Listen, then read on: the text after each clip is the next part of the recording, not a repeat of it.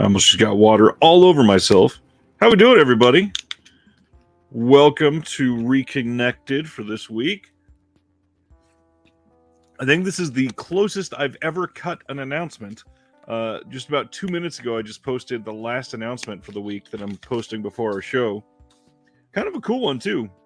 Especially if you are a Monty Python fan, like I am. What's going on, Dave? Happy to see you. I hope your Thursday's going well.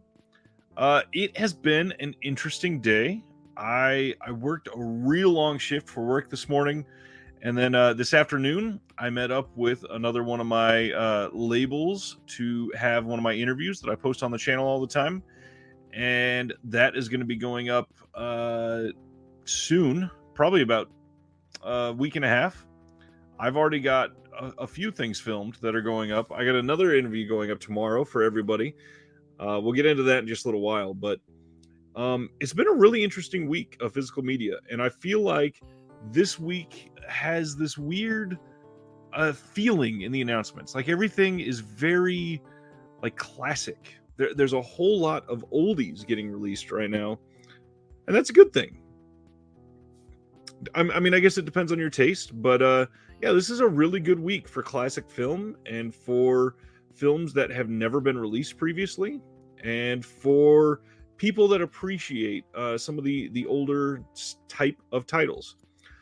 Now, I normally have a guest every other week on the show, and I didn't have one last week, and I had one scheduled for this week, and the guest caught COVID, and they will be back soon. But it is a perfect segue to bring up just everybody staying safe. Like I know that this gets talked about everywhere, but there are so many people that just pretend like everything's great out there. I've had more friends catch COVID in the last 10 days than in the rest of the pandemic combined, I think. It has been a rough couple weeks on that front. Some of my closest friends caught it. Mike from Grindhouse just sent out an email half an hour ago stating that he has COVID and most of the staff at Grindhouse has COVID, so they're not going to be shipping anything over the next few days, which is another reminder to tell everybody just to stay calm. I just like Dead Sea Life says in the comments here, stay calm. Oh, I read that wrong. I thought it was fitting my agenda. He says phone lines are open, call now. Man, you know what? I might one of these days just get some of you guys on here. Lissa says my youngest sister has mono. Ouch. I thankfully have never had it, but man, some of the people I know that have said that it's awful. Sardis says we need COVID sales to get us through it. I completely get that. Yes. Matt is here live. That's rare. What's going on, Matt? Yeah, it is. Like I said, it's an interesting week. Just stay safe out there. Not a whole lot of huge, like groundbreaking news recently, but I think we're going to get some of that in the next couple weeks. Some of the announcements that I know are coming tomorrow and next week are some really good items. So keep your eyes peeled for there. And we'll be talking about some of those next Thursday and then some the following Thursday. I'm super curious about the rest of the partner label announcements coming on August 1st. I think 2 or 3, but man, it is looking to be a fairly expensive fall. If you are into so many of these releases, it's gonna be rough. John's at work, but I'm glad you're here. Flickering Waves, what's going on, Terry? Good to see you. I am excited to share some of these, so let's get right into it. All right. So Second Sight has announced that they are releasing Bull from 2021.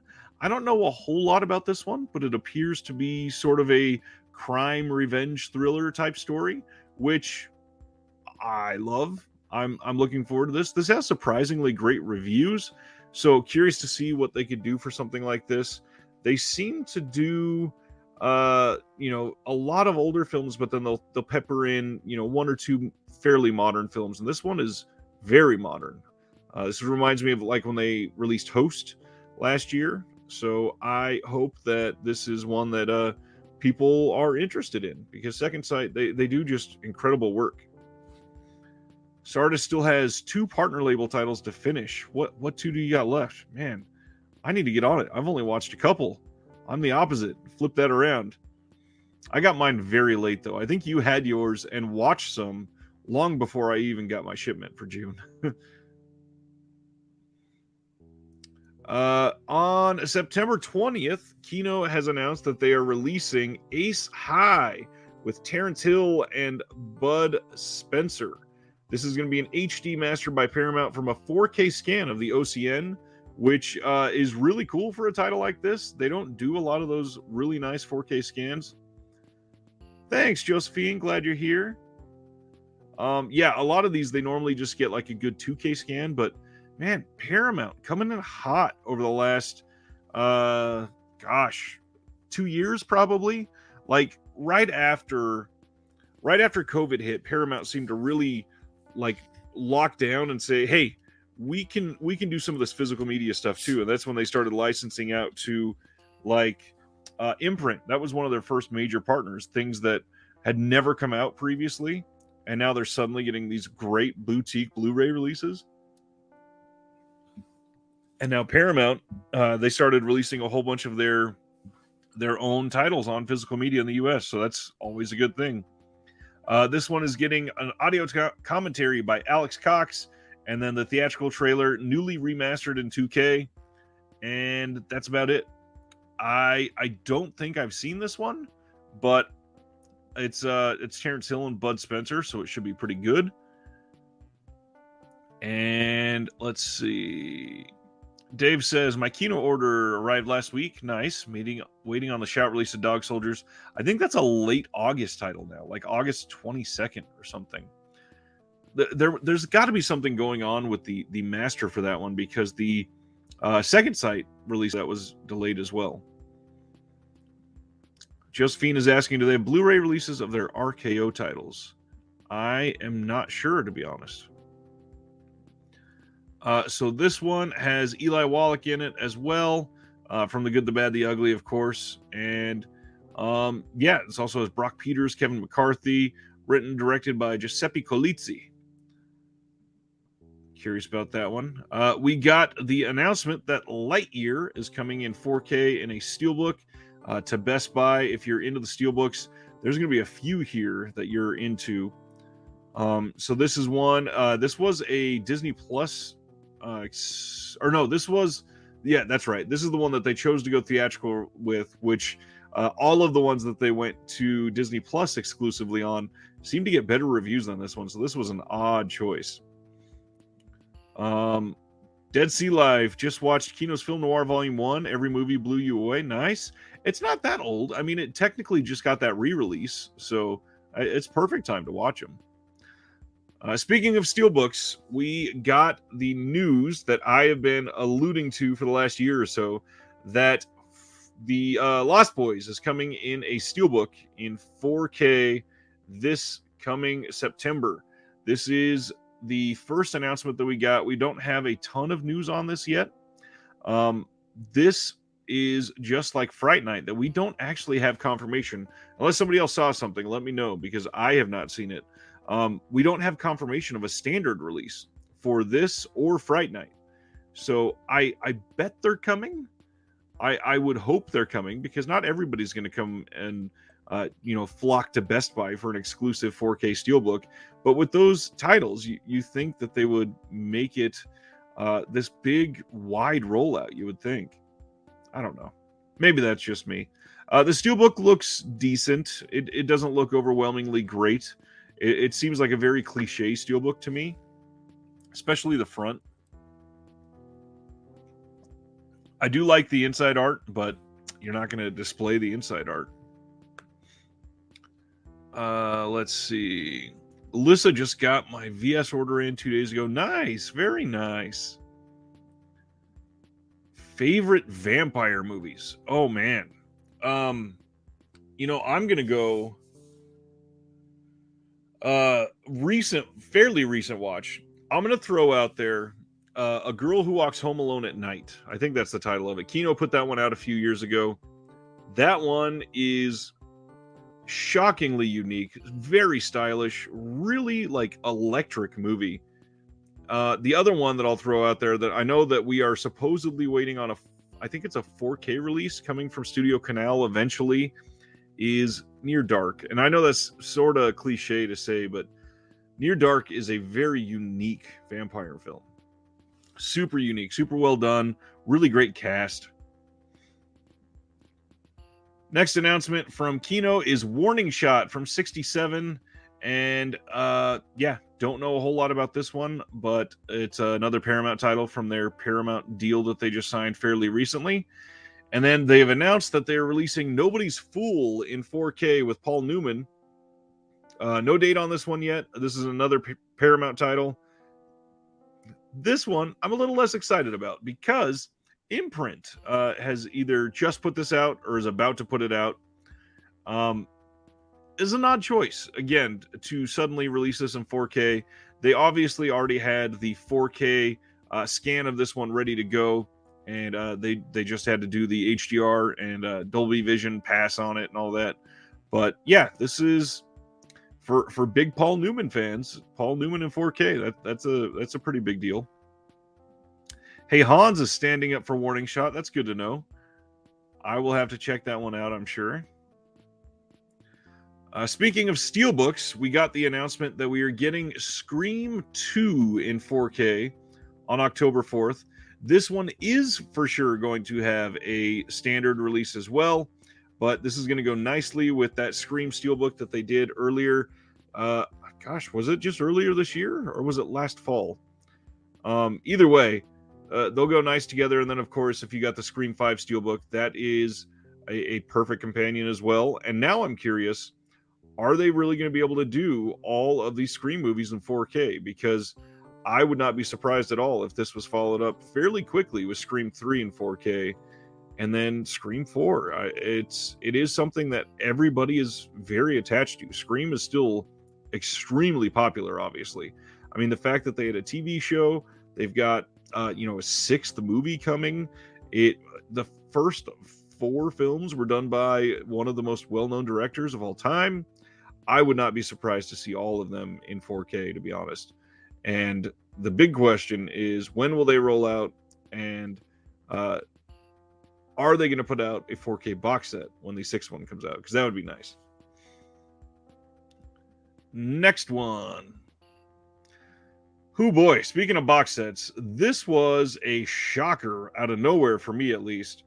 We are getting on October 11th, straight from Paramount Pictures Direct, for the first time in one complete set, all 7 Paranormal Activity movies coming together, including, exclusive to this box set, the latest thriller Paranormal Activity Next of Kin and the definitive documentary Unknown Dimension: The Story of Paranormal Activity. So this is really cool that they're putting this out. I do have a couple problems with it. So first off, I think we talked about this either last week or the week before. I am out of space, like hardcore out of space, but I would love to have this. Why do I need a box set with a single full-size case for each film? It's going to look cool. You know, they're showing this art here with the spines pointing out like that. But man, I do not need the width of 7 full Blu-ray cases plus a box to fill up on my shelf just for this series. The other main thing that I want to point out, the 7th film is exclusive to this box set. And also it's on Paramount Plus, I assume. But why? I mean, the first 6 movies we were able to purchase by themselves on Blu-ray long before now. And for those people that have the first 6 and don't want the entire box set, they have to buy the whole box set if they want the 7th film on Blu-ray. Why not give them that option? I mean, obviously it's a money grab, but it does not help your consumer. It does not give confidence to your consumer if you were going to purchase this. That being said, I got to be honest, it's at a really great price. I think you can buy this from Diabolic right now for like $62, and usually they're pretty in line with what the standard price is going to be at release. Now on sale, I see this easily going down to 40, 45, maybe even slightly less after it's been out for a year or two, because there's no listing of this being limited or anything. But this is a pretty damn cool release for people that are into paranormal activity. So, myself, I genuinely really like the first couple paranormal activity films. I think I checked out after the fourth film, I want to say. So I've got a couple more to see, and I'm probably going to pick this up because I really like this series that I've seen so far. And yeah, this looks quality, and I want to be able to show the studio that I appreciate releases like this. So I'll let my wallet talk. Hey Neil, what's going on? Next up, we got another interesting Steelbook release. This is Catch Me If You Can. Now, notably, I did say on I think it was Facebook that there were some people complaining about this. I am a little surprised that this did not get a 4K release, and they're still releasing it in a Steelbook. They are also re-releasing a standard Blu-ray. So yeah, they're just going all in on another release of Catch Me If You Can without a 4K. So there must not really be any plans for a 4K at the moment, probably. What's going on, Nathan? Welcome back. And I'm looking forward to tomorrow. But yeah, this is an interesting one. I like the art. I think it fits the film fairly well, especially the inside and the back art. I kind of wish the back art was the front and they reversed that just to go with the tone overall on this one. I genuinely really love Catch Me If You Can. I think it's one of my favorites from both Leo and Tom Hanks. This one, I normally don't share many of the mainstream titles like The Black Phone like this, but this one I wanted to point out for one really cool reason. So this is coming out on oh gosh, I did not have a date yet for it. It's probably going to be about September-ish, middle of September or early October. Now, one of the things included on here, where is it? Shadow Prowler, a short film by Scott Derrickson. Now, Scott Derrickson has done a lot of really great stuff, and I genuinely went and saw this film primarily because I love Ethan Hawke, but also because Derrickson is a great director. And I've never seen the short film. I don't know if it was available elsewhere, but this is a really cool way to get it. Matt says there are announcements coming tomorrow. Yes, Imprint will probably be announced from now, probably in about 5 hours. And we are getting, I think, at least 6 titles. It might have been 7 from them. They release so many things every single month. It's hard to keep track. Imprint is wild.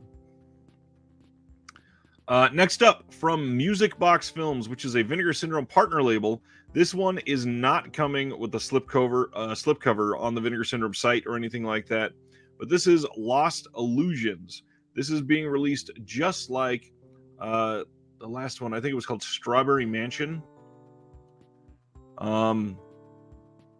Nathan's asking, indicator announcements coming tomorrow, you think? I would hope so. I feel like it's been a long time since they've announced stuff. If that's not tonight, it would most likely be next Thursday into Friday. But usually they go closer to the middle of the month, like right after Criterion. So yeah, I would not be shocked if that was tonight as well. Lost Illusions, like I said, coming without a slipcover. You can buy this on Amazon right now. A few other places should be carrying this. I would not be surprised if Diabolic got this. This is a very new film. It's from 2021. It does not have very great reviews. I will throw that out there. Excuse me. This one, like Strawberry Mansion, I got that in from Music Box Films for review. It was decent. It was well done. This one, supposedly, the main character here is sort of a douchebag from what from what some of those reviews were saying. So I'm curious about this one. It looks pretty gaudy for sure. And it says Lucien de, man, I don't know French at all, so I'm gonna butcher that name. Lucien de Rubempré, okay, is an ambitious and unknown aspiring poet in 19th century France. He leaves his provincial town, arriving in Paris on the arm of his admirer, Louis de Bargeton. Outmatched in elite circles, Lucien's naive etiquette prompts Louise to retreat back to her husband, leaving the young poet to forge a new path. Lucien makes a new friend and another young writer, Etienne Lousteau, who introduces him to the business of journalism, where a salon of wordsmiths and wonderkins make or break the reputations of actors and artists with insouciant impunity. I can't read right now. Lucien agrees to write rave reviews for bribes, achieving material success at the expense of his conscience, and soon discovers that the written word can be an instrument of both beauty and deceit. Sounds interesting. Let's see. I love this. That was a good try, Ryan. No, it wasn't. Thanks for the honesty, Sardis. No, it really wasn't. I've never spoken French.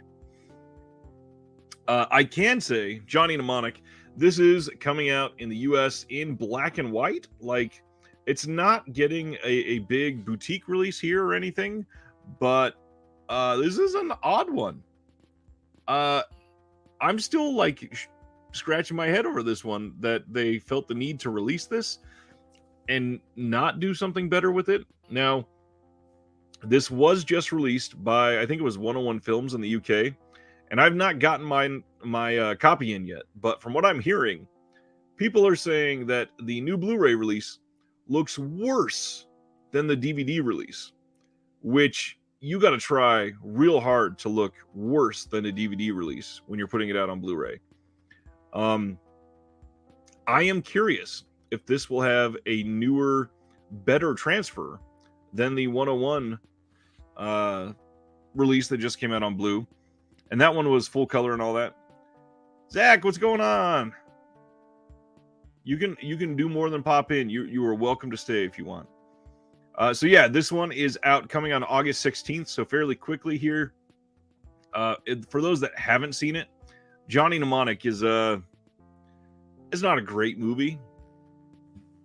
It's Keanu Reeves, 1995, Dolph Lundgren, and it is a mess, but it is a big nostalgia piece for a lot of people. I don't love it. There's a lot to appreciate in it, but I certainly don't love it. Next up, we got Criterion, and this is kind of a huge title. This is a very big movie that a lot of people have been clamoring for a good release of for a long time. And this is 25 years after the original release, with a lot of 1997 films coming out this month from Criterion, which is super interesting. Yves Bayou is coming with a new 4K digital restoration of the director's cut, supervised by the director and cinematographer. It's also got the original 108-minute theatrical release version, audio commentary on the director's cut featuring a handful of people, Dr. Hugo from 1996, a short film Lemons made as a proof of concept for Yves Bayou, and that even got a new 4K transfer. There's a new interview with the director, new cast reunion footage, interview with composer Terrence Blanchard, new program showcasing black and white Polaroids that Vincent took during the production, and then a new essay by film scholar Kara Keeling. And Yves Bayou is a great film. If you haven't seen it, I kind of suggest that you go in blind on this one. This is a really good movie that's got some, I won't necessarily say twists, but it's a very interesting film for sure. Criterion did fairly well for October. There's a couple I'm not super stoked about, but this one is probably the one I'm most anticipating. This one, 1997's Cure from Kiyoshi Kurosawa. This was also released by Eureka. Now, I was discussing on my Discord with some of my patrons. One of them just watched Cure from the Eureka release, and this is it's a great movie. It is not one supposedly that looks great on the Eureka release, so I think that they have a huge opportunity here to look a lot better than that Eureka release. This one is getting a brand new 4K digital restoration supervised by the cinematographer with uncompressed stereo soundtrack, new conversation between the director and filmmaker Ryusuke Hamaguchi, interviews with a couple of the actors, and then an interview from 2003 with Kurosawa, plus an essay by critic Chris Fujiwara.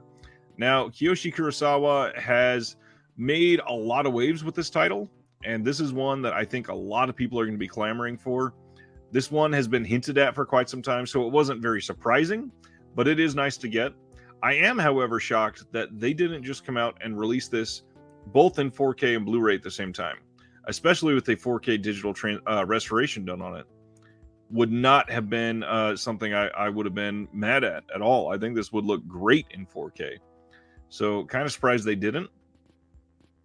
At the same time, a lot of the Asian producers and rights holders can be very difficult to work with, as you will hear tomorrow in the interview that I'm posting. This is one that, a lot of people love, and if you've never seen Cure, I would suggest making this one a priority during the November Criterion sale, as long as that happens again. This is probably going to sell very well during that November sale. Next up is La Llorona, and this is not that La Llorona, or the other La Llorona, or the other La Llorona that Indicator just put out. This is La Llorona from 2019, and a country's bloody history stains the present in the Guatemalan auteur Jairo Bustamante's transfixing fusion of folk horror and searing political commentary, inspired by the real-life indictment of the authoritarian Efrain Rios Montt for crimes against humanity. A notorious, now aging former military dictator stands trial for atrocities committed against Guatemala's Mayan communities. While battling legal repercussions and the people's demands for justice, he and his family are plagued by a series of increasingly strange and disturbing occurrences, seemingly brought on by an enigmatic new housekeeper. With a restraint that renders the film shocks all the more potent, Bustamante crafts a chilling vision of a nation reckoning with collective harms and the restless ghost of a past that refuses to die. To me, this is the sort of thing that is always intriguing to me. It is, like I've stated on here before, it's kind of a deep dive into another culture. You're able to learn about things because this is talking about their political not necessarily their current political climate, but of stuff that they've had to face and how they came about from that. And it's also got some other stuff thrown in that is just going to make it all that more interesting. So this is a 2K digital master approved by the director, 5.1 surround on the soundtrack, new interview with the director, and then documentary on the making of the film featuring interviews with cast and crew, and then an essay by journalist and novelist Francisco Goldman. Lots of decent stuff in this wave. I'm digging the cover on this, and I am intrigued by this one. I think this will make for a good October pickup for sure. Probably the biggest one coming out of this month, because a lot of people have been, before I get into that, John says it's on Shudder if you want to watch it before it gets released. Very nice. Thanks, John. This might be the biggest title coming out this month that a lot of people have been waiting for a long time. We are getting 1944's Arsenic and Old Lace from Frank Capra, starring Cary Grant. Frank Capra adapted a hit stage play for this marvelous screwball meeting of the madcap and the macabre. On Halloween, newly married drama critic Mortimer Brewster returns home to Brooklyn, where his adorably dotty aunts greet him with love, sweetness, and a grisly surprise: the corpses buried in their cellar. A bugle-playing brother who thinks he's Teddy Roosevelt, a crazed criminal who's a dead ringer for Boris Karloff, and a seriously slippery plastic surgeon are among the ultra oddballs populating Arsenic and Old Lace. A diabolical delight that only gets funnier as the body count rises. I can't wait to see this. This new upgrade is going to make it look better than it ever has previously. New restored 4K digital transfer with uncompressed mono soundtrack on the Blu-ray.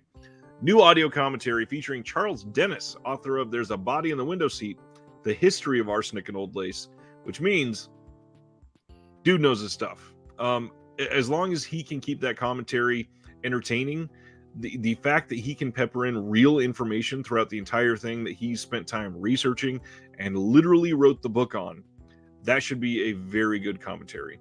It's also got the radio adaptation from 52 starring Boris Karloff, and then an essay by David Cairns. Dave and Sardis both love this. Nathan says, headed out to catch some martial arts. Nice. Been a long day. Got to get some rest. See you tomorrow. Zach says, I've waited so long for Arsenic and Old Lace to hit Blu-ray. Can't believe Warner Archives never did a Blu-ray release. That is a very good point. This will probably be a better release than they were going to do, so that's a good thing. Now, that being said, I really hope Warner Archive kind of steps up. I feel like they were hitting hard near the end of last year, early on to this year, but they've kind of slowed down a lot throughout the middle half of this year. Curious to see how they're going to end up this year, because usually they go October, November, December. Usually has got some nice titles from them. And there's a lot more that they can do. It was rumored that they were still going to be able to release The Devils eventually, maybe, that they were possibly working on it. I'll believe that when I see it, obviously. But yeah, that would be nice. They should eventually be able to do Freaks, although that was possibly with Criterion for the longest time. So we'll see there. Next up, we got one more or two more? Two more. Coming on October 11th in 4K from Criterion is 1997's Lost Highway. This is the David Lynch film, of course, that was fairly recently released by Kino and promptly went out of print so that they could put this out with Criterion. This is brand new 4K digital restoration, supervised and approved by David Lynch. And then this has Pretty as a Picture, The Art of David Lynch, a feature-length 1997 documentary by Toby Keeler featuring Lynch and his collaborators. And then reading by Lynch and critic Christine McKenna of excerpts from their 2018 book, Room to Dream. And then archival interviews and English subs. And that is about it. So there's not a ton on here, but I guarantee this is going to be the best this film has ever looked, obviously. And would not be surprised if this was leaps and bounds over the Kino release that came out, which kind of stinks. Obviously, a lot of people bought that Kino release and are going to feel like they shouldn't have, but thankfully it wasn't super expensive, hopefully, unless you bought it on release. That's the deal with the Kino sales. You got to wait for one of those sales. Another 4K title coming out. We are getting a re-release of Night of the Living Dead. This is an interesting one. So obviously, love this film. Great movie. Super prescient, super important, very definitive for horror, for George A. Romero, for black cinema.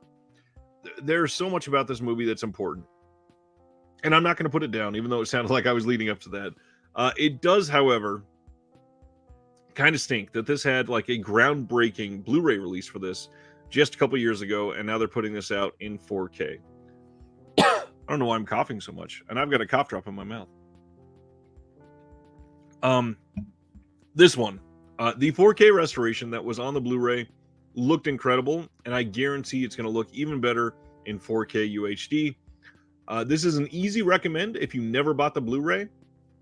However, if you already have the Blu-ray, there's not going to be a whole lot of reason for you to upgrade unless you really are dying to have those colors in, this really beautiful HDR, which I guarantee will look great. But to already shell out for another one, that's kind of a big ask. There's no new commentaries, no new features, nothing like that. It's the same everything else.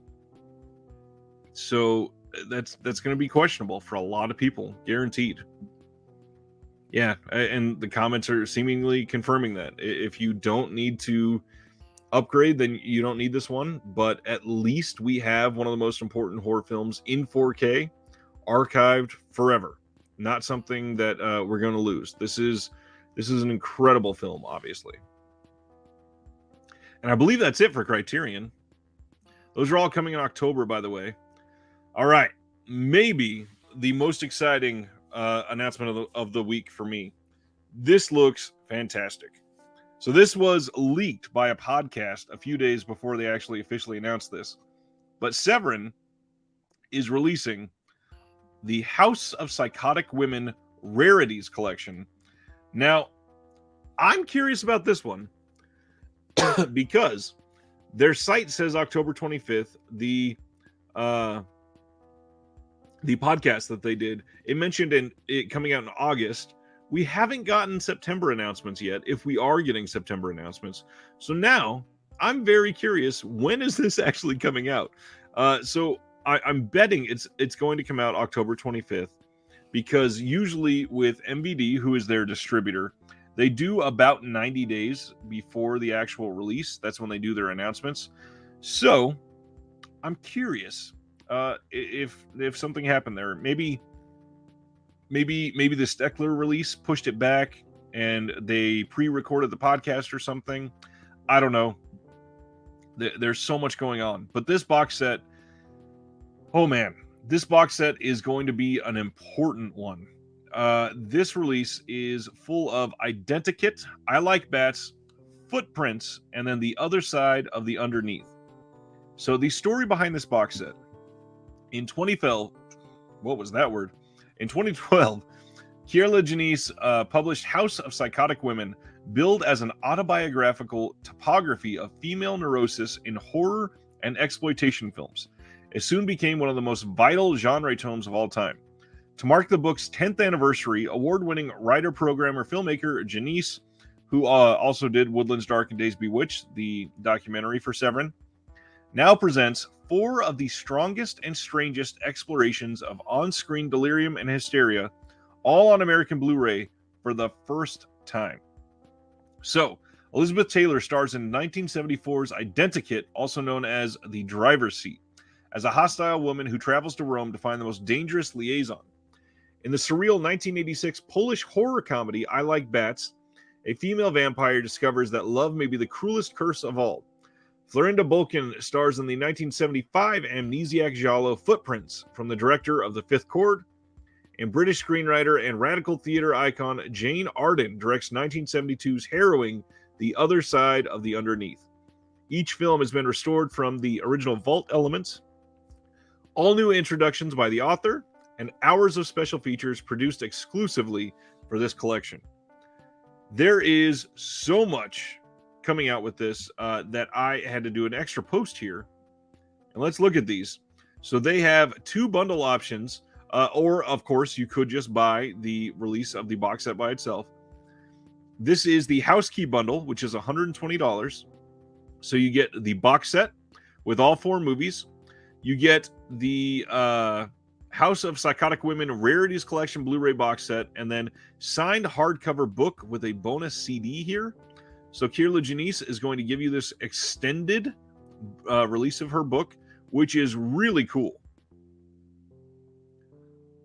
Then there is a second bundle that includes the CD, the book that we just talked about, the box set, and then all these little things bonus with it. We've got the, let's see, I Like Bats check poster replica, Footprint sleep mask, Identikit scarf, and then this really neatly designed tote bag.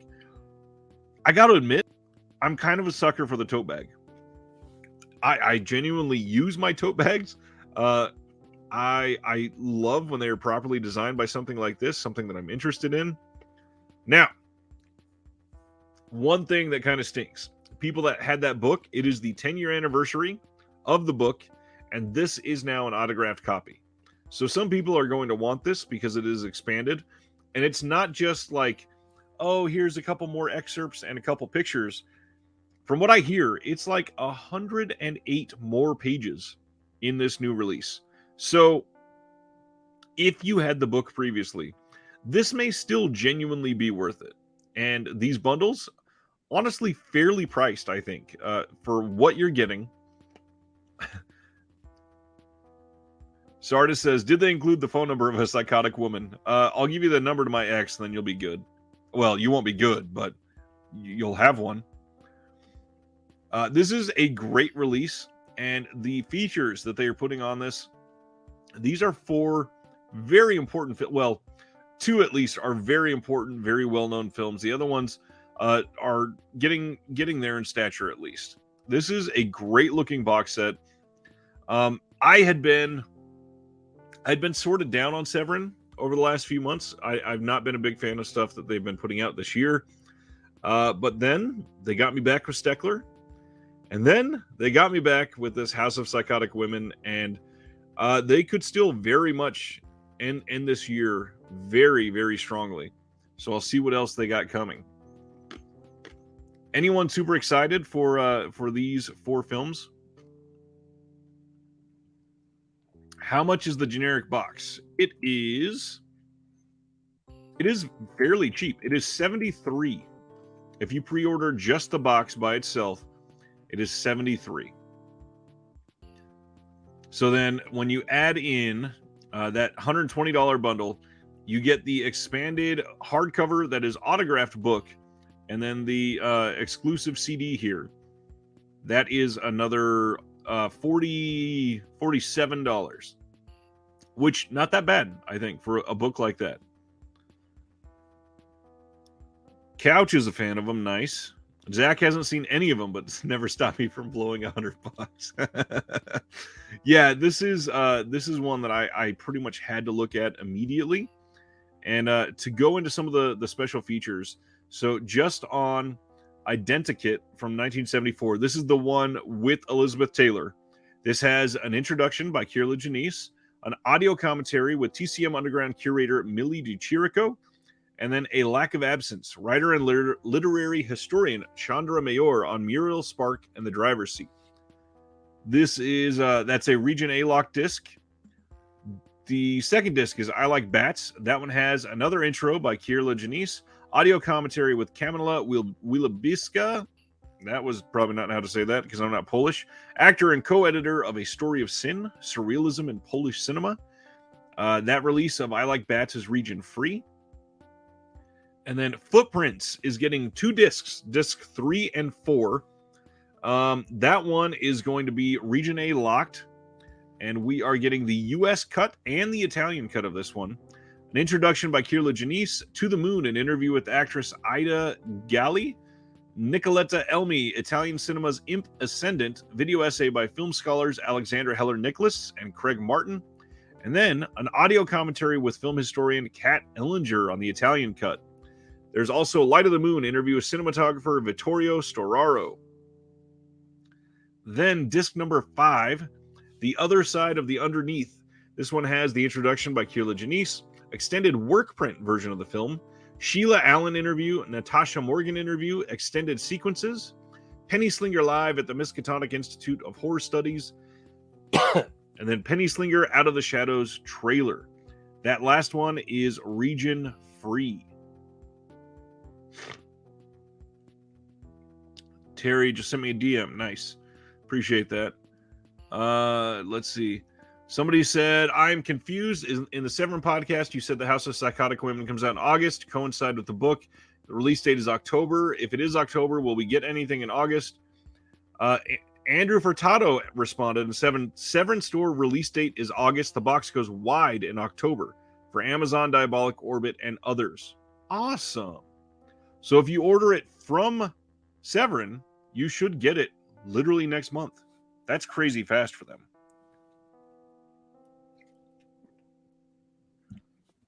And especially when Steckler comes out next month as well, right? That's August, right? Not July? I'm on the Severin site. Why don't I look? Let's see. The Steckler box. Oddly enough, it doesn't really have a date listed. I think it was August, right?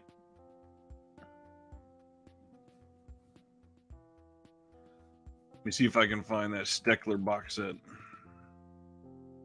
on another site. Oh, wow. Dead Sea Life says Steckler is next week. Crazy. Yeah, July 26th. I was way off. Thanks, Dead Sea Life. Yeah, Blu-ray.com confirms July 26th. Damn. Okay, so that's interesting. So this is coming. The Steckler box set is next week. Then this in August, and then we still don't have September announcements from them. Interesting.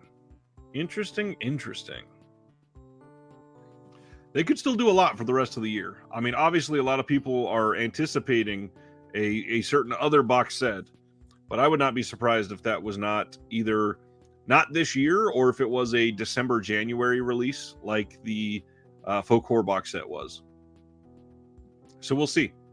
Either way, this looks like an incredible release. By the way, the House Key bundle limited to only 500. That's the $120 bundle. And then the other one also limited to 500, the $153 one.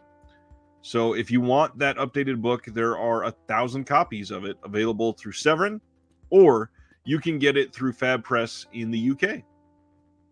And the Fab Press release does also have the CD out, I believe.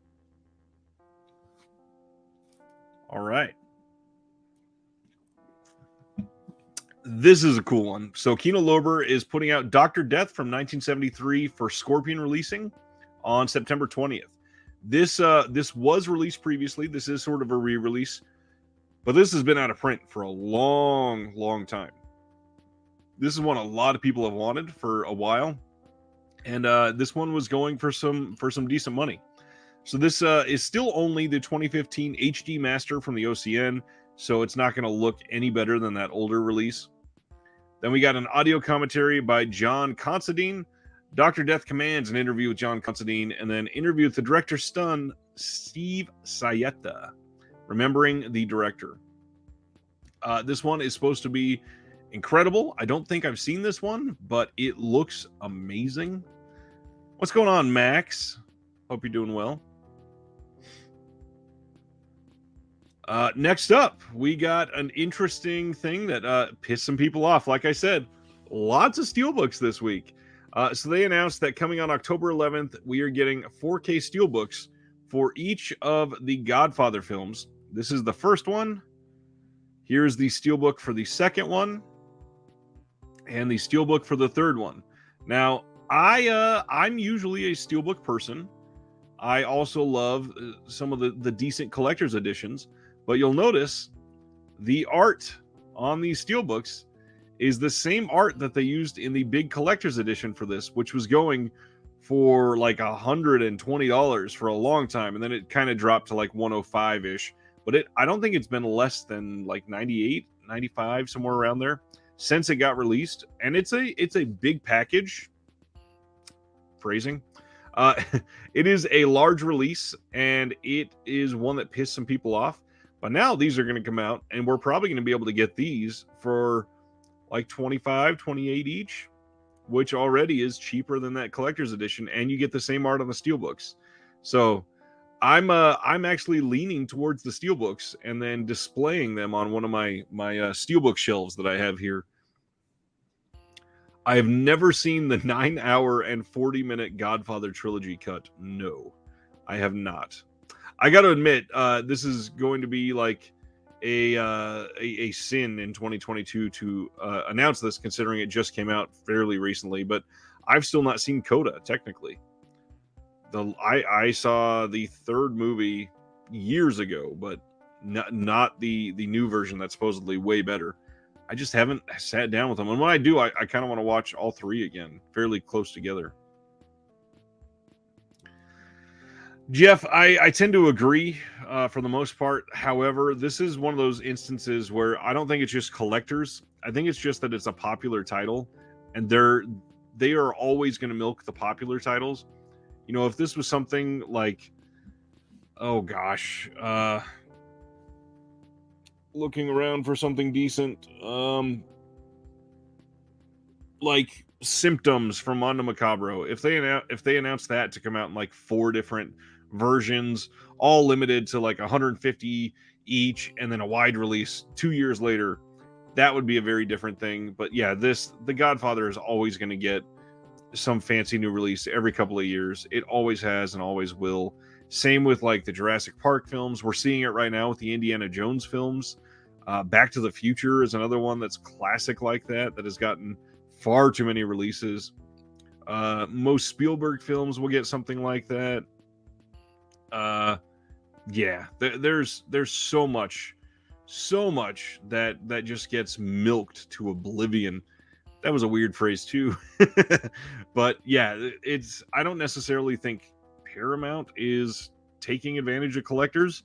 I mean, at the same time, that is kind of difficult to say, because I don't think they're taking advantage of collectors. I think they're just trying to milk it for more money, which could be taken as taking advantage of collectors, but I don't really think so, because I don't think many people are going out and buying every release of The Godfather. I think it's just, here's a fancy new edition, and we'll see how many people buy this new one.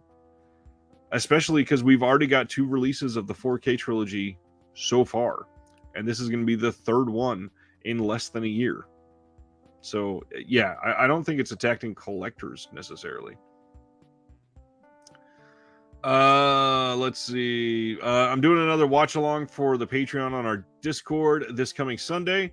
You can still get in on that. You've missed the giveaway for this month, but if you want to watch the movie that we're watching, by the way, for the patrons watching right now, I have only gotten votes in the poll for like half of you, so make sure you go in there and vote before we are watching that Sunday night. Next up, 4K Indecent Proposal, coming from Kino Lorber on September 27th. This was previously announced, so I won't go too deep into this. This is just the details on it. September 27th, nothing brand new. It's just an HDR Dolby Vision remaster by Paramount. There's no new features, no new anything on here. And yeah, do you want to see Robert Redford, Demi Moore, and Woody Harrelson in 4K having an indecent proposal? I remember when this one came out. This was a pretty big release at the time. So curious. Let's see. Radiance Films. So this is kind of an important one. Fran Simeone, that left Arrow Films and started Radiance Films, they have not released or even announced their first title yet. They've made some announcements though. A couple weeks ago, we talked about some people that signed up to work with them.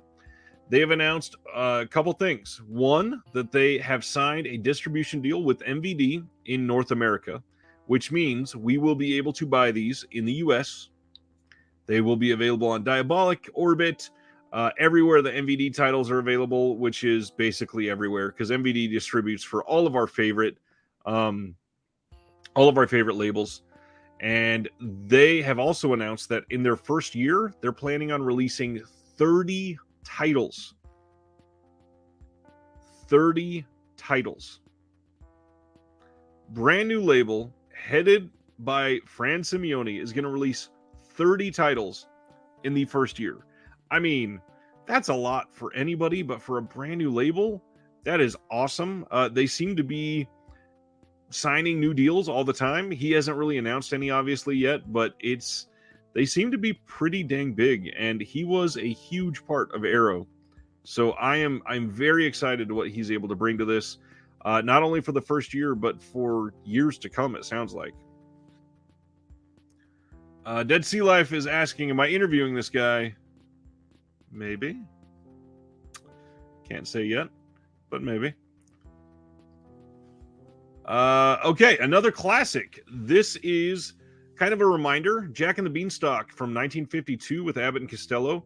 That's releasing next Tuesday from Classic Flicks, and we never talked about it. For some reason, I forgot to post it.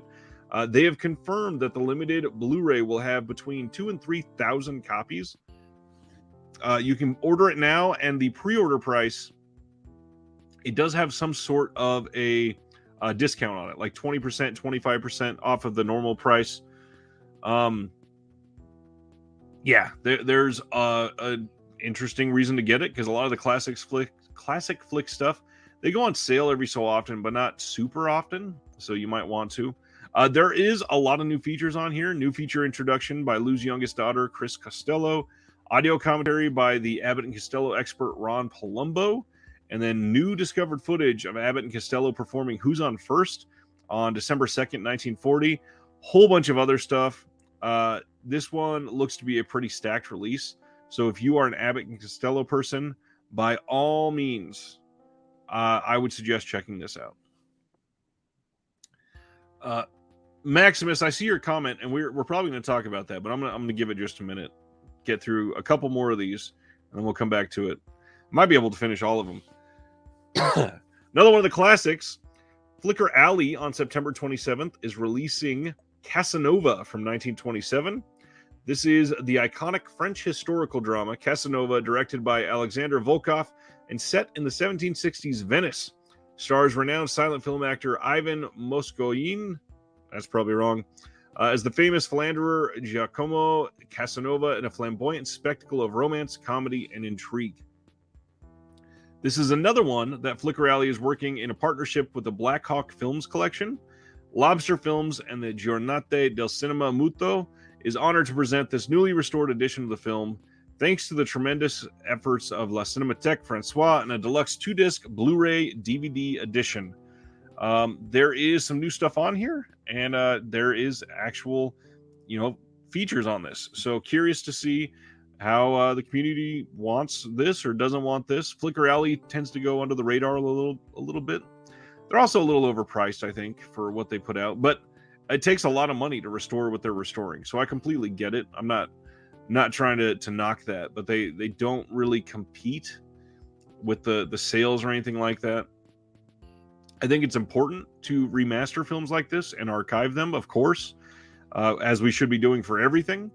But I think that if they are wanting their home video market to be larger, they should probably have some decent sales. Even on sale, their stuff's like $27, $28.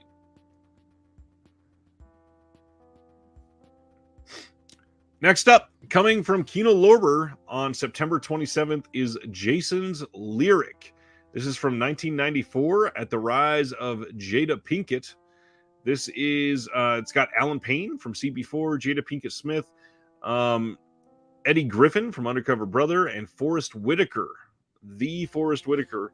And this one, I know that I've seen this a long, long time ago, and I can't remember a lot of it. So I'm definitely needing to see this again. And this is an interesting title for them to put out, but I'm glad they're doing it. Again, September 27th. You can pre-order it now. Looks great. They've announced details on the Dark Side of Cinema 9, their film noir box set. We were just talking about their box set number 1 earlier in the chat. This one is coming on October 11th with brand new 2K masters of Lady of a Train and Tangier, and then a 4K restoration by Universal Pictures of Take One False Step. New audio commentary by Kelly Robinson for Lady of a Train, another commentary by Felicia Feaster for Tangier, and then another new commentary by Eddie Von Mueller for Take One False Step. There is a lot coming in their noir sets. Supposedly, they have enough for, I think, 12 right now, and they may go all the way up to like 15 or more, which is so many. So many. Then just today, we got announcements from Eureka of some really cool titles that are all just absolute classics. We are getting The Most Dangerous Game from 1932. This is the American pre-code horror film starring Joel McCrea and Fay Wray, will be released on Blu-ray for the first time ever in the UK as part of the Masters of Cinema series. I love the art on this slip here. And a lot of people know that this was filmed at the same time as King Kong. This was filmed at night while King Kong was filmed during the day. And then this gets a new audio commentary with Stephen Jones and Kim Newman. Brand new interview with Kim Newman on the hunted human subgenre, which I would love to hear that interview. And then new interview with film scholar Stephen Thrower, who is basically the GOAT. He is amazing at everything he does. Then, maybe the bigger title, The Hunchback of Notre Dame from 1923. This is the $1 million super production of Victor Hugo's famous novel starring Lon Chaney. Will be released on Blu-ray for the first time ever in the UK as part of the Masters of Cinema series presented from a 4K restoration. So this is not a UHD disc, just a 1080p Blu-ray disc, but this is a big movie. For those that have not seen it, this is like going all out back in 1923. This is one that I suggest you watch if you've not seen it for sure. This gets new audio commentary with Stephen Jones and Kim Newman again, new interview with Kim Newman on the many adaptations of Victor Hugo's novel, and then a new interview with film historian Jonathan Rigby. Plus, this will have a booklet and a new essay by journalist Philip Kemp, and the slipcover will be in the first pressing of this. I think that is limited to 2,000 copies. And finally, from Eureka, they are putting out another set of Boris Karloff in Maniacal Mayhem. This features The Invisible Ray, Black Friday, and The Strange Door. Now, these are, again, going to be a limited release with the slipcover and booklet in it for the first 2,000 copies. New audio commentary for tracks on The Invisible Ray and The Strange Door with Stephen Jones and Kim Newman. And then a new commentary on Black Friday with Kevin Lyons and Jonathan Rigby. They also got a radio adaptation plus a booklet in this as well. This is a really cool, like very, very classic month for Eureka, obviously, with the titles that they're putting out. We got two very old films and then this triple release from them. They're, gosh, the newest one in all of these is, 51? And most are 1940 and prior. That is very classic for Eureka, and their Masters of Cinema stuff, they do very well with this. So I am stoked that they're putting these out. Their Karloff releases so far have been very respectful, very nice, very well done. And for anybody that's collecting all of the Masters of Cinema series or diving into that lane because you don't have as many Criterion releases if you're in the UK, this is a really great way to get some like prestige titles going. And finally, literally 2 minutes before the show went live tonight, we got an announcement for The Meaning of Life, Monty Python's The Meaning of Life, coming in 4K on September 13th. There does not seem to be anything new on here. Everything seems to be archival, but this did need a new restoration. The Blu-ray for this did not look great. And the rumor is that we are supposed to be getting the other Monty Python films in 4K coming soon as well. I would imagine Holy Grail is probably coming next. And then Life of Brian will probably come after that one. These are pivotal for me. I adore Monty Python. These are some of the ones that like legitimately almost taught me comedy because of how much I watched them, especially Holy Grail and Life of Brian. Probably Life of Brian is my favorite of the bunch. Jeff is saying the whole series. No, I don't think we are getting the TV series in 4K, but this is still an amazing development that we're actually getting these in 4K. These little British films of silly comedy have touched so many people and made an impact on comedy worldwide that it could not possibly be dismissed or lessened. Python genuinely is full of some of the best people ever. I could gush about Python for a long time. I won't, but if you've never seen The Meaning of Life, this is going to be the definitive way to see it, obviously.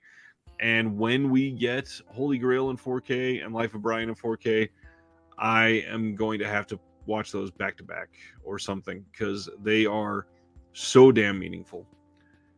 Man, I would love to get a Mr. Bean 4K. Don't tempt me, Dead Sea Live. It's the Python films. Yes, those are all coming. Let's go back before we go into what's coming out next month and talk about Max's comment here. Really makes me wonder when market oversaturation really hits. And Dave said it's going to be interesting to see what this does to Arrow, talking about Radiance Films. And here's the thing. I don't know. I don't know that we can really have oversaturation in this hobby. Obviously, we can't keep up the same level of purchasing if you're trying to get like all of the brand new crazy good collector's editions, and you're not going to be able to collect all of the limited editions forever. But also, they're not necessarily going to produce all of the limited editions forever if people can't buy them as much. That being said, there is not really oversaturation if all it does is give us options. And with something like this is a hobby for sure. The other side of it is to point out that it is literally archiving important art. And that sounds silly to say when we're talking about films like, you know, Black Devil Doll from Hell or Mr. Bean or, you know, the long ships that just came out from Imprint or something. But it is like I always say, every single film has been somebody's favorite film, and it is important to store those in the best quality possible.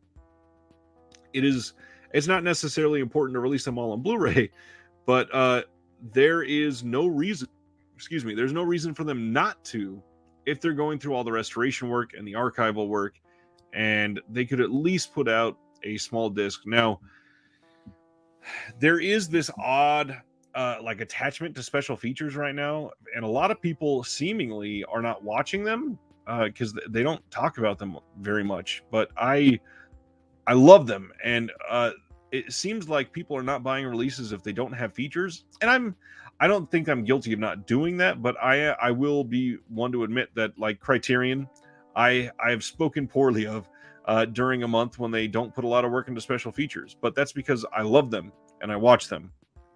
Now, I think what's really cool is finding a label that you really relate to, and finding maybe a new genre of film that you can relate to. Or, I mean, truly, as long as you're watching these releases, I hope that people can fall in love with film either all over again or brand new, or you know, just discover something in yourself that really love it.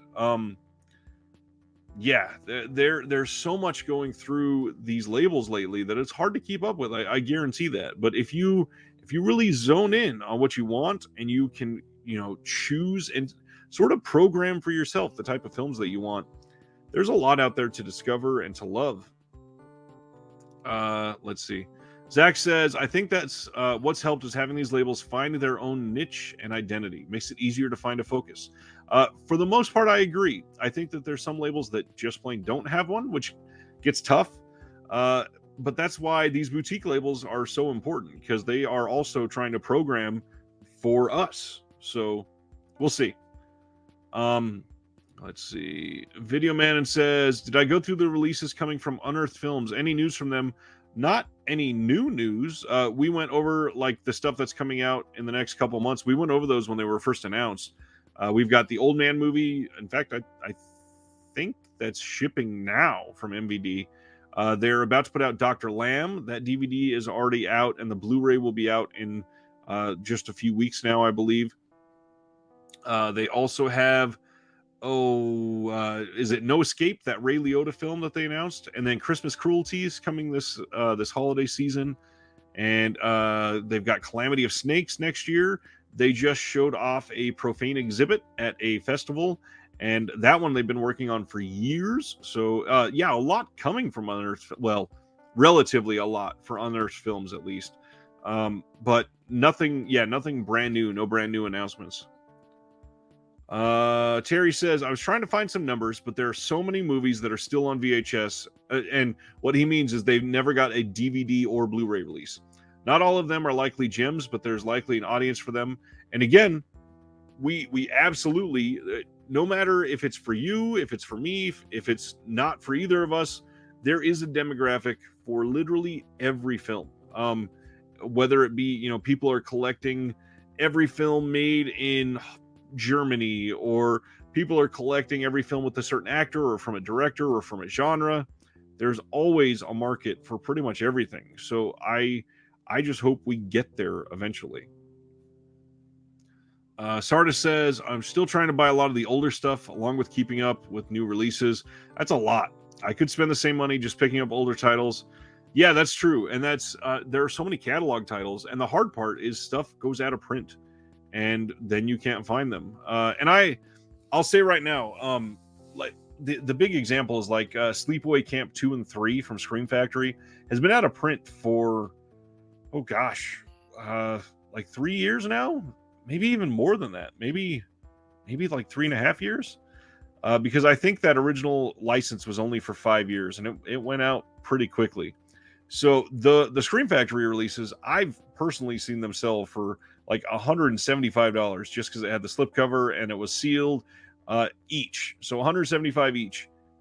But the truth of the matter is, it's going to get picked up and released again by somebody else, especially a title like Sleepaway Camp 2. That's not an obscure film or something like that. Now, if you're talking about some of these like obscure foreign films that only gets a very small release from, a second run or a third window films, or even something like Unearthed Films, if they don't get a long lasting license, nobody else may put that out. So you can maybe try to focus on some of those smaller labels, while a movie like Sleepaway Camp 2 you can wait on. Or also, I've said it 500 times before, go region free. Period. It's 2022. You should be region free. Sleepaway Camp 2 and 3 you can get right now from 88 Films for $10 a piece. They're locked region B, but if you're region free, it does not matter.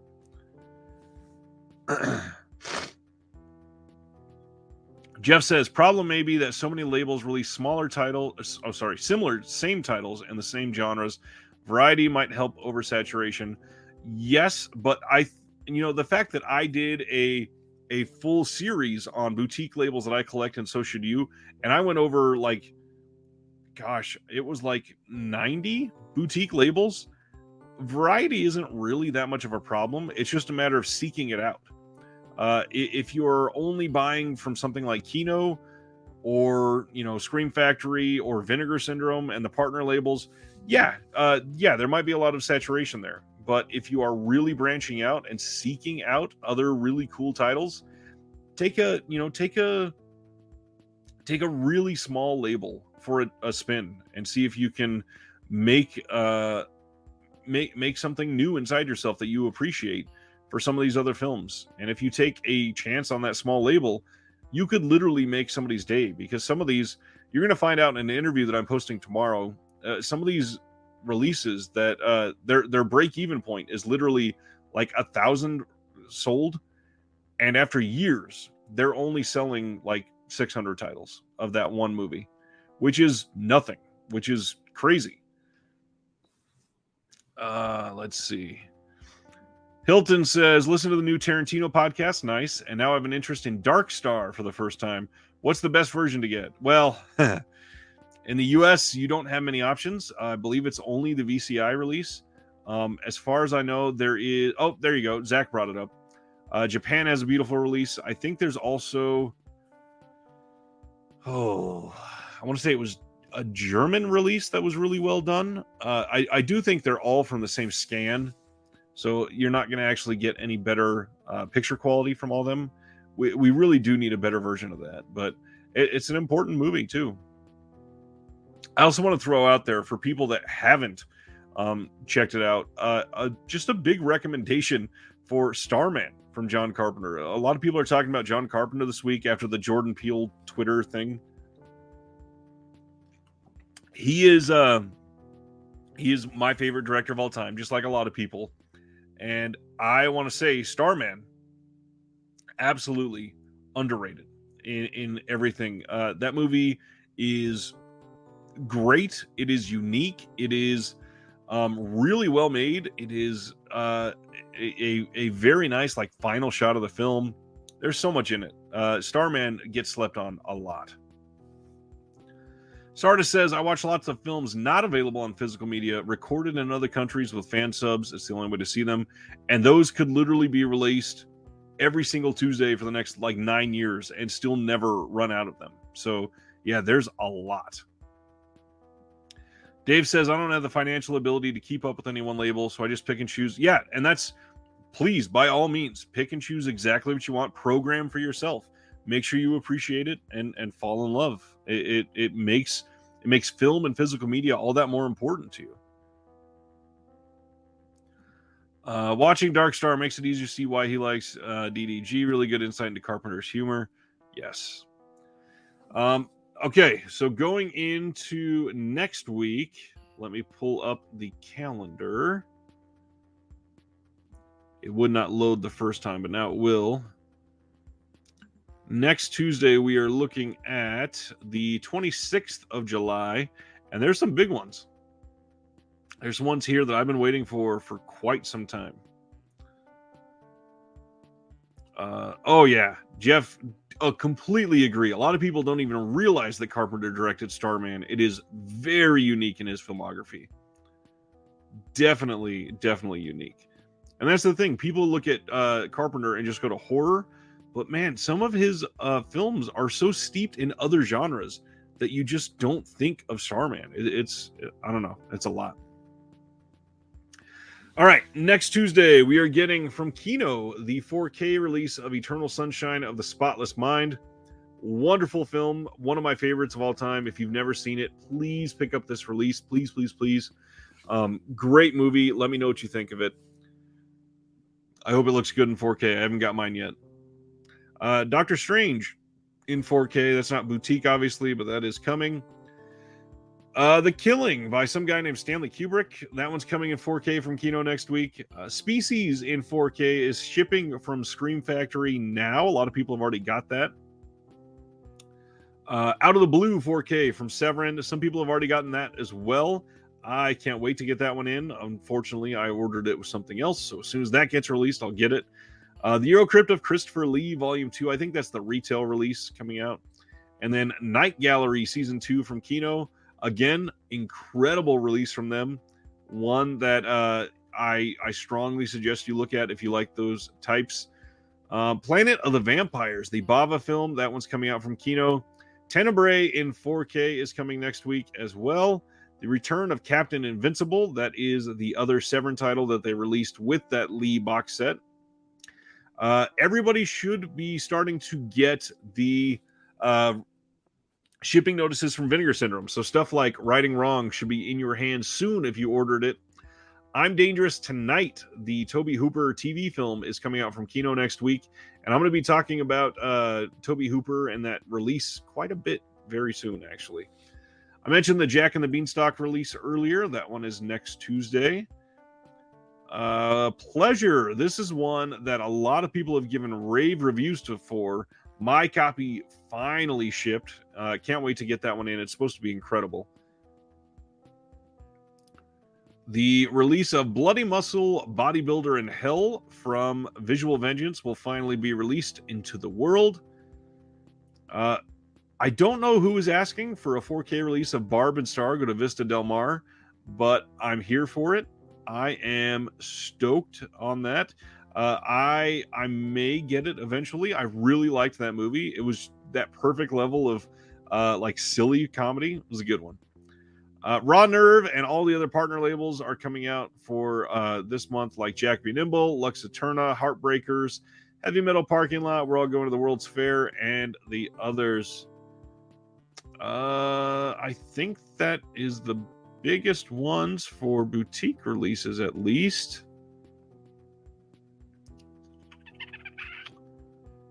Place Beyond the Pines is getting a re-release. Whole bunch of re-releases coming from some of these studios. It looks like they had lost rights for a little while, and they're just now getting it back. All right. Dead Sea Life says, what's different about the retail release of Eurocrypt 2? Nothing. It's just a matter of where you got it. It is Severin released theirs, and just like we just talked about with the Steckler box set, or not Steckler, sorry, the House of Psychotic Women box set, it will release through Severin's site, and then a couple months later, it'll go to places like Amazon and Diabolic, because that's the retail release. So they can ship it from their warehouse to you sooner, and then everybody else, they'll get it when the resale version goes out. Nothing different whatsoever. And those aren't, the lease set is not limited. So there's not anything missing in that release. You're not getting anything special, depending on where you buy it from or anything like that. It's just a retail release. Sardis is waiting on Sampo and the Noe film. There is a lot coming out this month from partner labels. Dave says, where am I looking for the upcoming releases and sales? That calendar I just went through, that was from Blu-ray.com. I try to keep an eye on all of the labels. So I try to, I really try to keep an eye on there and consolidate everything on my page for everybody. The sales, especially when they come out, I really try to give an extra deep dive into, but it's hard. And there are so many, again, we just talked about it. There are so many releases. It's really hard to keep tabs on every single one. Marvin, what's going on, my friend? So yeah, again, as long as you are following social media for me on any of the other platforms, I think it's the one of the best ways. I try to consolidate most of it. I don't go into a lot of the mainstream titles though, like the Black Phone tonight. I talked about that. I only did that because of that short film, but yeah, Primal is getting a 4K, Zach. It is a weird one because of the effects on that. They are, let's see, I think there was one more release that was getting a weird 4K from them as well. Can't remember what it is now. Primal and Barb and Star and something else. Anyways, what am I saving the space with the Arrow video? Oh, that little bubble right there and right there. Not really, just more Arrow titles. They're ones that I get a lot from, so I fill those in as soon as I can. And I haven't had a lot of Arrow come in recently, actually. Although, I think I've got an order coming from Orbit with some Arrow that I missed out on and somehow never got. And if you've been watching my interviews recently, you probably know which one I got extra excited for after talking with people about. Also, just sort of a little check-in with the hobby. So it seems like a lot of people lately are, I don't know, I mentioned it slightly earlier, but I feel like a lot of these people that are taking part in this and complaining about releases or buying as much as they can, I'm not going to call them scalpers because I don't necessarily think they are, but a lot of these people are literally just buying the films and not watching them. I had been very busy for a very long time. I will freely admit this. With two kids, both are special needs, and with a house to run and a super busy government job that I do, it was a lot for a long time to watch a lot of movies. And I have made an extra effort in the last 3 or 4 weeks to really try to watch a movie as often as I possibly can. And it has genuinely made me happier because of how much I enjoy this hobby. So I'm not going to talk down to anybody that's just buying them because I understand the appeal just to collect things. However, I will say there is so much to enjoy in these films that please take the time to pull the ones that you are buying off of your shelf, open them up, dive in, and really dive in if you can. I know it's a lot of time commitment for some of these, especially if you don't love the film, but really dive into the special features. Listen to a commentary while you are driving, if possible. Some people rip those onto their phone or something like that. If you can, listen to a commentary while working. There are so many other ways that you can try to absorb some of this information. And I've found, even with films I don't love, diving into these special features really make me embrace the films a lot more. And especially when it's a really great commentary, it can genuinely change like a 2-star film to like a 4-star film for me. And there's just so much to discover behind these films, the stories, the political climates they were made in, the way they affected life in a certain country when it was released, or the turmoil that the director was going through as they were making something. And you'll never know it because the movie, is a happy movie or something that looks super well put together, but the director was super chaotic during it. There's so much that you can just hold on to and grasp while listening after the fact that I could not recommend that anymore. If you are a Vinegar Syndrome and partner label lover, it feels like a lot of them are starting to put in booklets with a lot of their releases. Now, A lot of people seem to just go right over those. I'm going to say again, I really think you should dive into those booklets. Some of them are made for different reasons. Some are genuinely educational. Some are critiquing the film. Some are explaining the context behind the film. But either way, there is always something great to discover in those little booklets. And most of them are very short.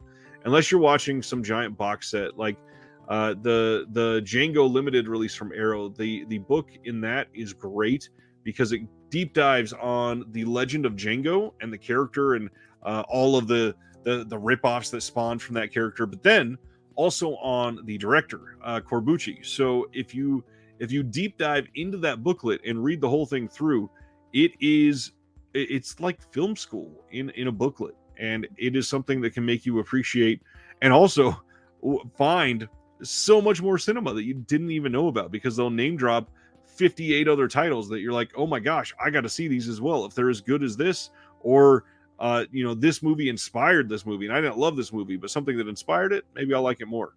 So yeah, highly recommend it.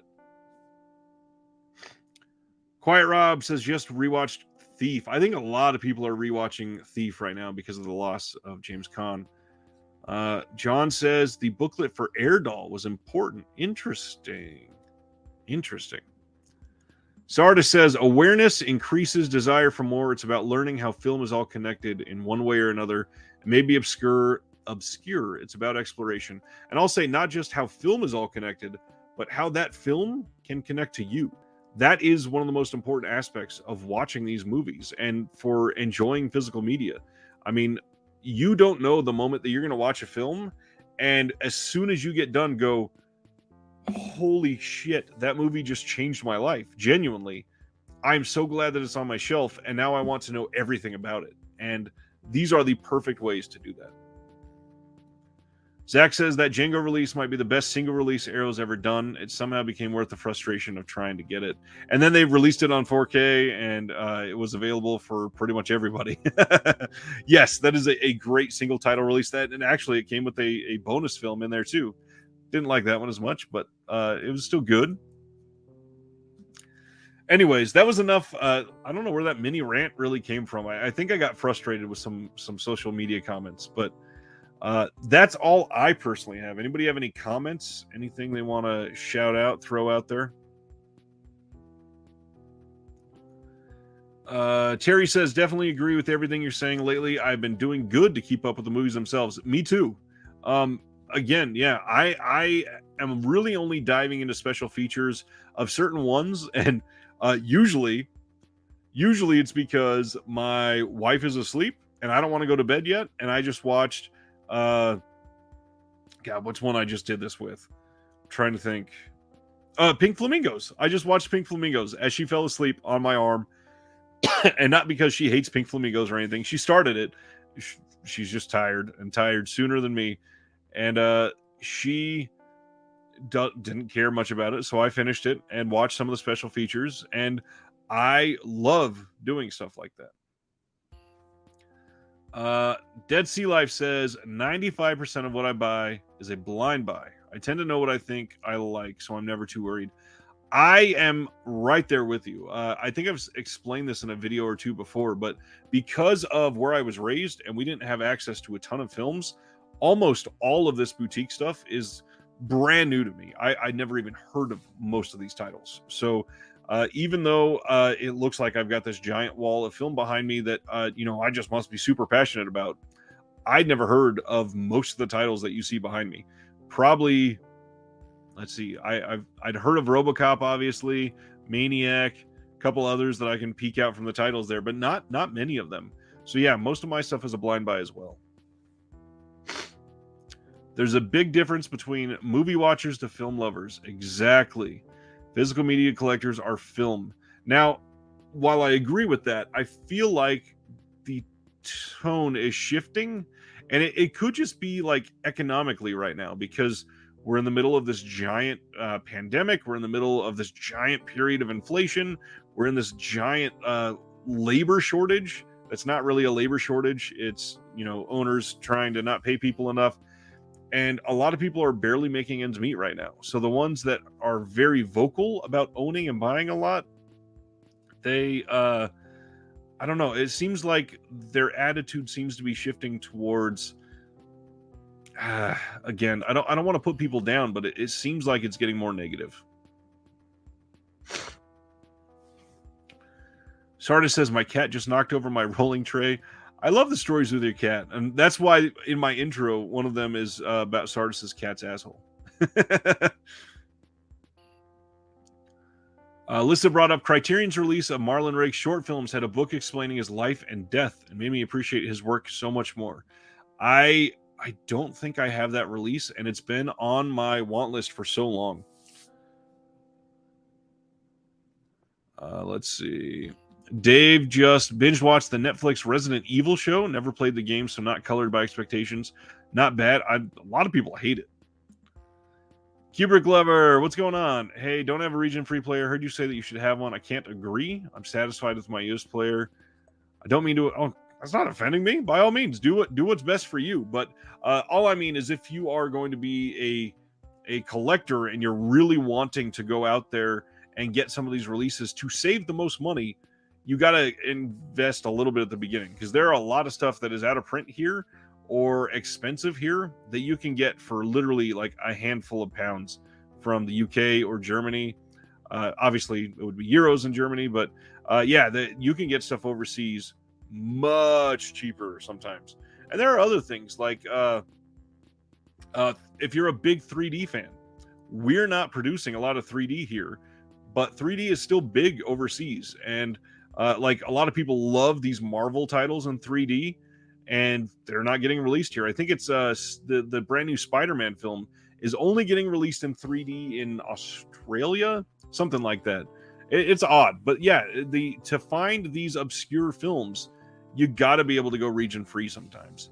One example, if you love Shaw Brothers, Amazon, I think it's Amazon Germany right now, is having a buy 6 for 30 euros sale. And they all have English subs, and they're region B locked. So if you want those Shaw Brothers titles, it's the cheapest place that you can find them. And for some of them, they don't have releases anywhere else. So there you go. Shaw Brothers, if you're into Shaw, go check out Amazon. I think it's amazon.de right now. I completely agree there, Antoine. All movie collectors are movie lovers, just to what degree? And do they love the packaging or the film itself, or the bonus features or a director or whatever? But like I always say, there is always something there for you to appreciate, because every single film has been somebody's favorite film. Anyways, I think that's all I got for tonight, everybody. It's got kind of ranty at the end. Didn't mean for it to. This has been an interesting conversation, and I am very interested in seeing where the next year takes us, especially with people feeling like the market is saturated. I think that's an important thing to discuss, especially as we're getting announcements that are, gosh, each week I go over like 20 announcements, and even if it's only 20, that's still 80 a month. That's so much. I have not seen Local Hero, Kubrick. I've not heard much good about it. All right, everybody. Thanks for your time. This will go up in podcast form tomorrow if you missed any form of this, but also the video's here forever. Again, I will mention the Patreon and say thank you to my patrons. There are so many of you that are out there watching this right now that I couldn't do this without you, genuinely. I'm not, making any real money doing this or anything, but I appreciate you, and recouping some of what I've spent on this is great. Sardis, the interview tomorrow should be dropping about 3:15 p.m. Central. 3:15 p.m. Central. You know what? I'll throw it out there right now. The interview tomorrow, since there's still 35, 40 of you watching, Third Window Films. They are a smaller label, and I sat down with the one person behind Third Window Films and deep dived into everything that they've done, and it's a very, very interesting listen. and highly suggest you take a look at Third Window Films. But deep dive in that interview tomorrow, and I think you might get a genuine appreciation for what goes into their releases. All right, everybody. See you all next time. All my patrons, I hope to see you on Sunday at our watch along. We'll hang out then. As I always say, from one collector to all of you, have a good night, y'all.